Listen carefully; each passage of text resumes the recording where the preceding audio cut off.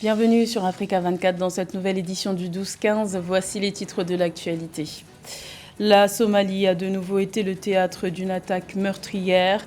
Un attentat à la voiture piégée a secoué la capitale Mogadiscio. Ce jeudi 25 novembre, l'explosion a fait au moins 8 morts et une dizaine de blessés. Le Kenya et l'Afrique du Sud ambitionnent de s'associer dans le domaine du transport aérien. Les compagnies aériennes respectives des deux pays ont récemment annoncé un partenariat stratégique pour former un nouveau groupe panafricain d'ici 2023. Et le Sénégal s'active dans la réalisation de ses objectifs de développement durable. Pour parvenir aux résultats escomptés, l'État sénégalais collabore notamment avec le groupe de BTP Eiffage en ce qui concerne la préservation du patrimoine national. Mais tout d'abord, au Nigeria, les autorités ont récemment annoncé avoir neutralisé 218 éléments de groupes armés et terroristes affiliés à Daesh lors de plusieurs opérations menées au cours de ces dernières semaines.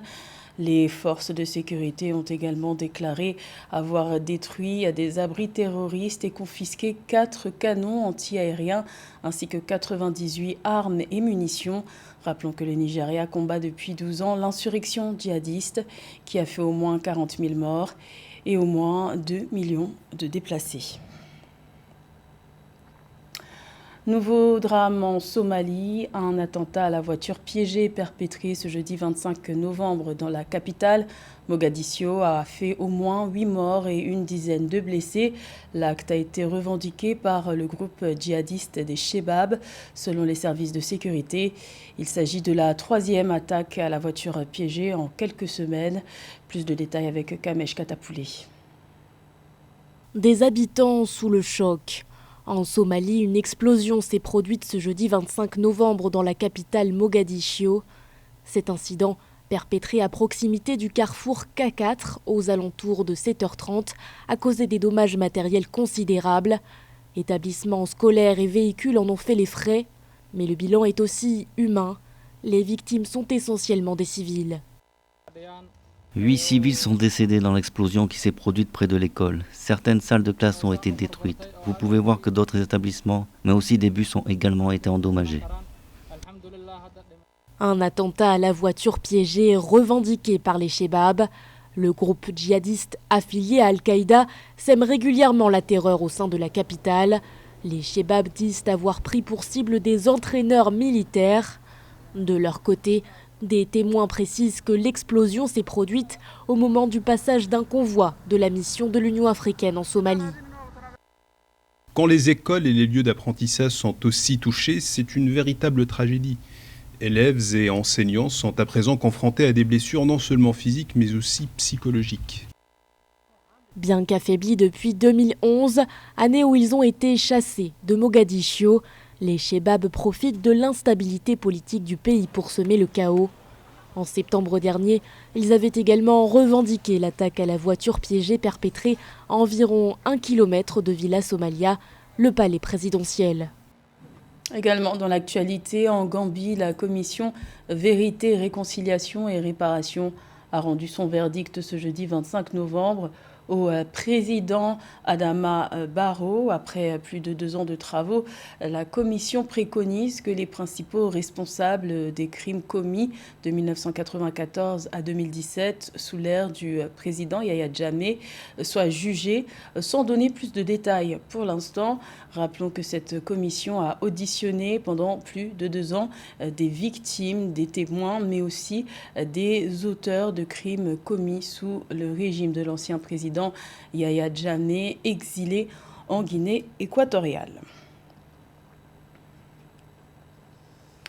Le Burundi n'est pas totalement libre de toute sanction. Contrairement aux États-Unis, l'Union européenne a décidé de maintenir les sanctions imposées suite à la spirale de violence que le pays a connue en 2015. Ces sanctions sont maintenues pour 1 an de plus.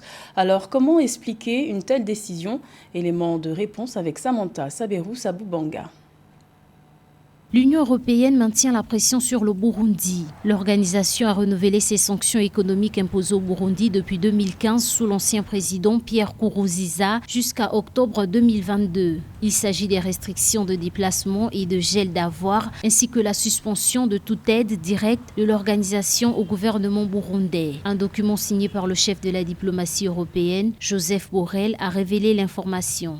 Évidemment, on parle d'avancée dans les discours, mais tout le monde ne pense pas la même chose. Beaucoup de rapports parlent encore de violation des droits de l'homme, d'arrestation, de disparition forcée, d'un taux de viol assez poussé. On a encore des centaines de milliers de réfugiés qui ne peuvent pas rentrer ou qui ne veulent pas rentrer, soit en Tanzanie, au Rwanda, en Ouganda, au Kenya et en RDC. Cela fait que certains membres finalement de la société civile sont satisfaits de cette décision. Pourquoi ? Les personnes qui sont citées dans les crimes ne sont pas encore jugées. Les sanctions de l'Union européenne contre le Burundi ont été prises en raison des violations des droits de l'homme commises dans le pays en avril 2015 sous les premières manifestations contre la réélection de l'ex-président Pierre Nkurunziza.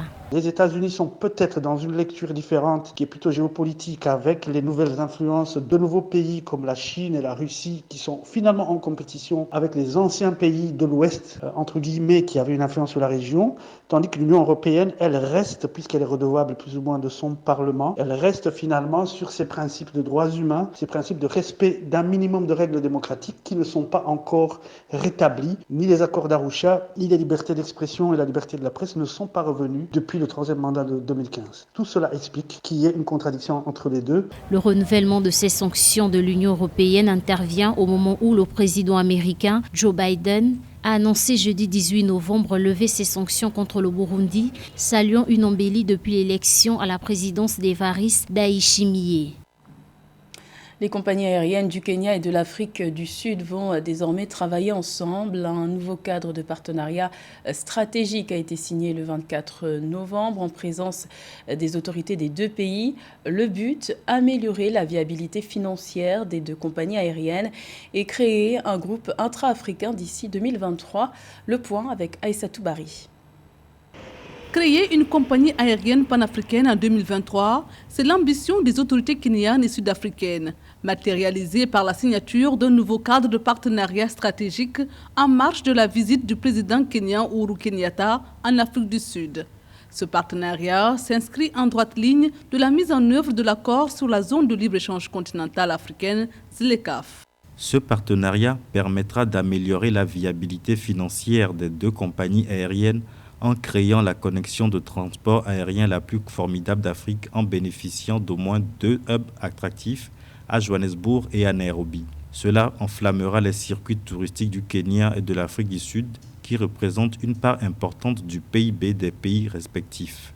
Le partenariat vise à réorganiser les actifs des deux compagnies en un écosystème qui rendra le secteur de l'aviation sud-africain et kenyan plus compétitif, toutes deux en difficulté financière.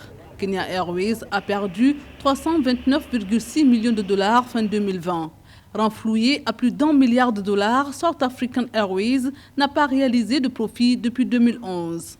Il faut voir en ce partenariat d'abord le rapprochement de deux économies majeures d'Afrique, mais également, ma foi, c'est une tentative pour les deux compagnies de se relever après la crise sanitaire. C'est vrai qu'au-delà des retombées en termes d'augmentation des échanges commerciaux, il est attendu de cette joint venture une amélioration de l'offre aux passagers. Kenya Airways et South African Airways comptent sur ce partenariat pour se relever. Objectif : augmenter le trafic de passagers, les opportunités de fret et le commerce en général, en tirant parti des atouts de l'Afrique du Sud, du Kenya et de l'Afrique.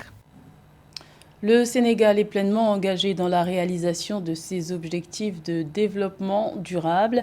Une réalisation qui passe par le plan Sénégal émergent, mais aussi par des collaborations avec des groupes industriels tels que l'entreprise de BTP Eiffage Sénégal.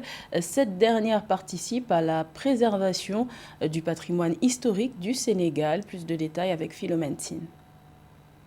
Aux côtés de la direction du patrimoine du Sénégal, Eiffage Sénégal a participé à de nombreuses actions dans le cadre de la défense, la conservation et la mise en valeur de la préservation du patrimoine historique bâti. L'entreprise a ainsi procédé à la réfection, à la restauration et à la réhabilitation de certains sites historiques au Sénégal.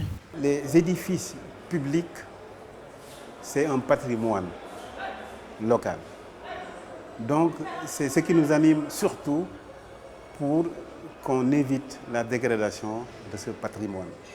Et à chaque fois que l'État lance un appel d'offres dans ce sens, nous sommes les premiers à répondre présent. Ça, c'est au niveau de notre objectif. Le deuxième point, c'est que aussi, on est assez outillé en termes de moyens humains et financiers pour pouvoir réaliser ces travaux. Les engagements et orientations du groupe Eiffage Sénégal sont également en lien avec les objectifs de développement durable. L'entreprise met en œuvre des projets visant à réduire les impacts négatifs environnementaux résultant de ces activités. C'est un domaine à l'heure actuelle qui interpelle toute la population plus ou moins mondiale, même pas sénégalaise simplement. Et nous, on est en train de nous mobiliser au niveau des Eiffage pour que le personnel soit sensibilisé par rapport à ce défi, qui est un défi international. Donc, nous nous employons tout le temps à faire un plaidoyer pour le bas carbone.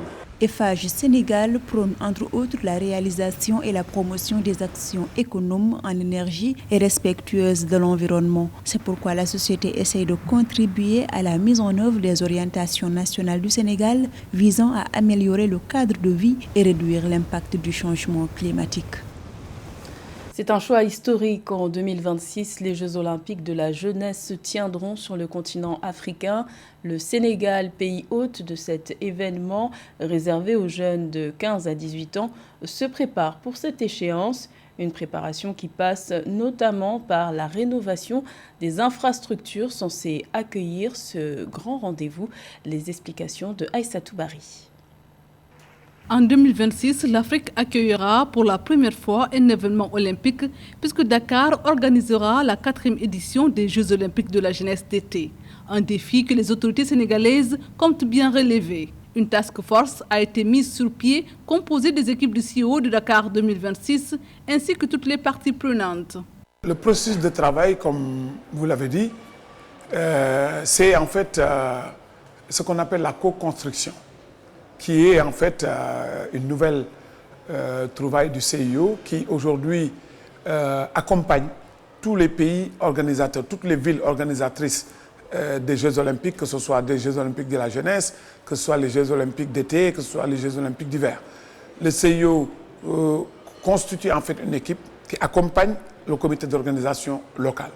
Donc depuis, je peux dire, janvier 2019, nous travaillons avec toutes les équipes du CIO. Les compétitions vont se dérouler dans 3 villes, à savoir Dakar, Diamniadio et Saly. La mobilisation de la jeunesse étant au cœur du projet de Dakar 2026, l'objectif est de lancer plusieurs projets éducatifs en prélude aux Jeux. Nous faisons tout pour aller. Notre premier objectif, c'est d'abord le sport à l'école.